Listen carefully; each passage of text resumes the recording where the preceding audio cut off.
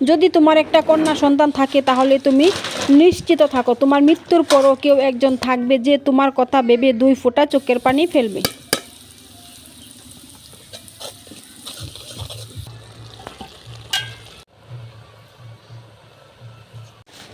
আসসালামু আলাইকুম, কী অবস্থা সবার? সবাই কেমন আছেন? দেশ এবং বিদেশে যে যেখানে বসে এই মুহূর্তে আমার ভিডিওটা দেখছেন, আশা করি আল্লাহ তাআলার অশেষ রহমতে সবাই অনেক অনেক বেশি ভালো আছে। আলহামদুলিল্লাহ, আমরাও ভালো আছি।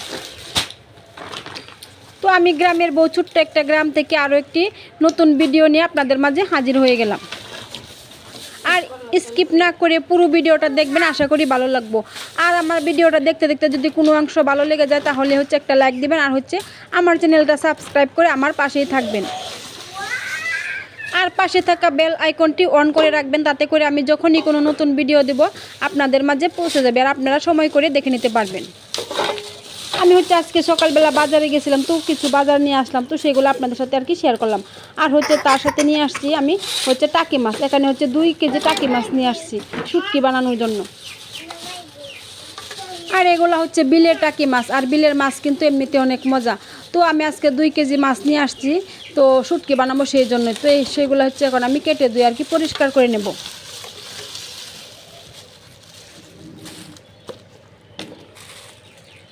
আর এই তো আমি মাছগুলা সুন্দর করে কেটে ধুয়ে পরিষ্কার করে নিয়েছি। আর আমি মাছগুলা প্রথমে আস্ত রেখে ভালো করে কেটে ধুয়ে পরিষ্কার করেছি। আর এখন মাথাগুলো আমি আলাদা করে নেব। আর টাকি মাছের মাথাগুলা আমি আজকে বোনা করব, আর মাছগুলা রোদ্রে শুকাইতে দেবো শুটকি বানানোর জন্য। তো এই তো আমার মাছ কাটা হয়ে গেছে, এখন আমি রোদ্রে দিয়ে দেবো। আর এদিকে কিন্তু আমার মাছ কাটতে কাটতে প্রায় 2 ঘন্টা সময় লেগে গেছে। মাছ কেটে ধুয়ে পরিষ্কার করে রোদ্রে শুকাইতে দিছি। আর এদিকে আমার রান্না করার সময় হয়ে গেছে, তো আমি আজকে ভাত বসিয়ে দিছি। আর এই তো আমি সব কিছু গুছিয়ে নিয়েছি রান্না করার জন্য।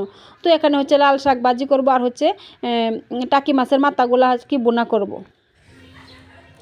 আর আমার ভাত কিন্তু হয়ে গেছে, আমি নামিয়ে নিয়েছি। আর এখন চুলায় কড়াই বসিয়ে দিছি। আর আমি টাকি মাছ বোনা করে নেব, তার জন্য তেল দিয়ে দিলাম, সয়াবিন তেল। আর এখন দিয়ে দিলাম পেঁয়াজ। তো পেঁয়াজগুলো ভালো করে ভেজে নেব।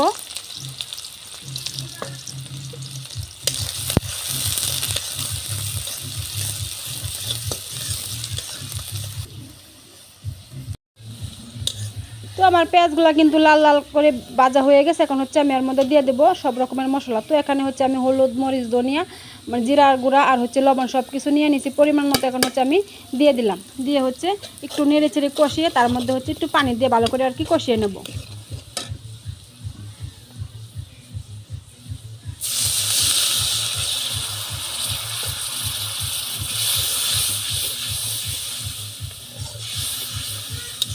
আর এখন আমি দিয়ে দিলাম কাঁচামরিচ, অনেকগুলা কিন্তু কাঁচামরিচ দিয়ে দিচ্ছি ফালি করে। তো একটু বেশি করে কাঁচামরিচ দিয়ে দিলাম, কারণ কাঁচামরিচ একটু বেশি দিলে গ্রানটা ভালো হয়, খাইতেও কিন্তু ভালো লাগে। আর এই তো আমার মশলা কিন্তু কষানো হয়ে গেছে। আর এখন আমি কেটে ধুয়ে রাখা টাকি মাছের মাথাগুলো দিয়ে দেবো, দিয়ে ভালো করে কষিয়ে নেব। এখানে কিন্তু 2 কেজি টাকি মাছের মাথা আছে, তো অনেকগুলাই কিন্তু মাথা হয়েছে। আমি সবগুলাই আজকে রান্না করে নেব।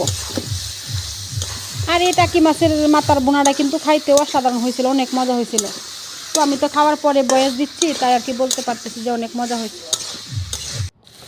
আর এই তো আমার মাছগুলা কিন্তু কষানো হয়ে গেছে। আমি এখন ঝুলের পানি দিয়ে দিলাম, আর অল্প করে পানি দিয়ে দিলাম, কারণ আমি মাখা মাখা করে রান্না করব।